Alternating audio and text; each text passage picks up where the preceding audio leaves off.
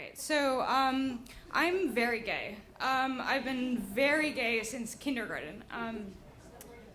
And basically, in high school, I was always trying to make up excuses for, like, not being gay. And, like, I'd go to a party with my friends, and they'd all, like, be hooking up. Like, one Halloween, my friend, she's in the audience, my friend hooked up with 8 guys.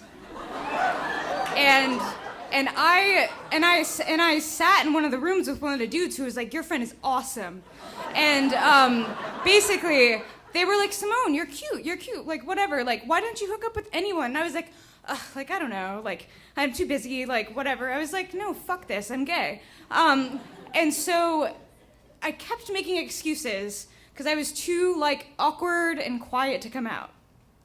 So one day I found myself with my first boyfriend, which was also a ploy that I had like created. I was like, this is a great idea. Like people won't know I'm gay if I'm the first friend to have a boyfriend.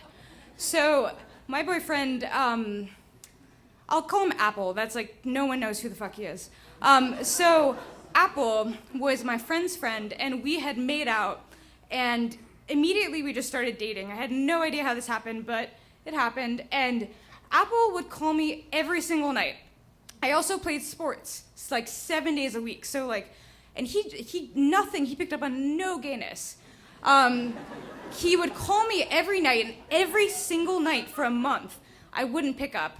And I would text him, and I'd text him back and be like, sorry, I'm in soccer practice, lol.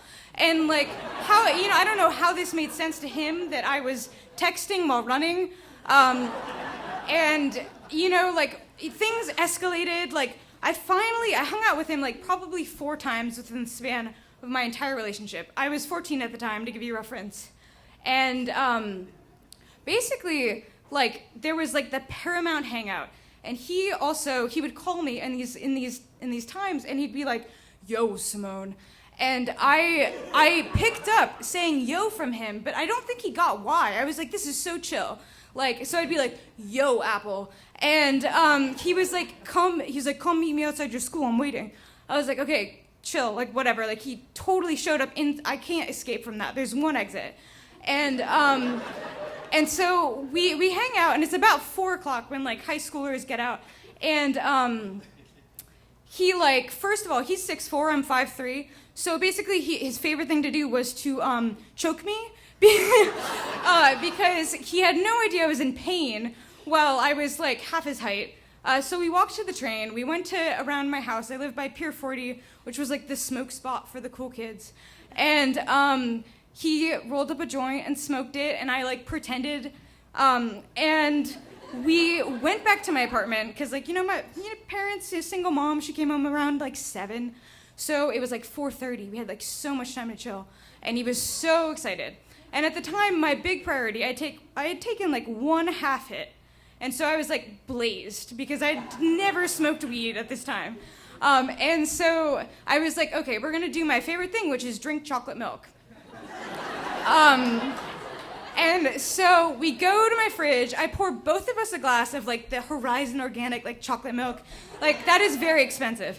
And so we go up to my room, which first of all, I shared with my mother, and I mean, granted, came home like hours later, but so we shared it. And for my side, like her trying to be like, I'm sorry we share this room, I designed it. And I chose to line the walls in black and gold reversible dragon silk from Chinatown.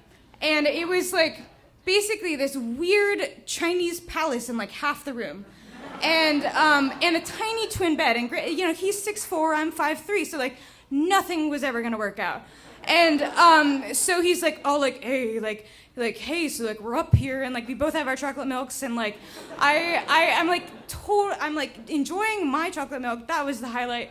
And so he just swoops in. He puts his down by the foot of the bed and swoops in. So we're making out, and like I know now that was not making out, but at the time it was like as much as I was like experiencing. It was like really my first experience.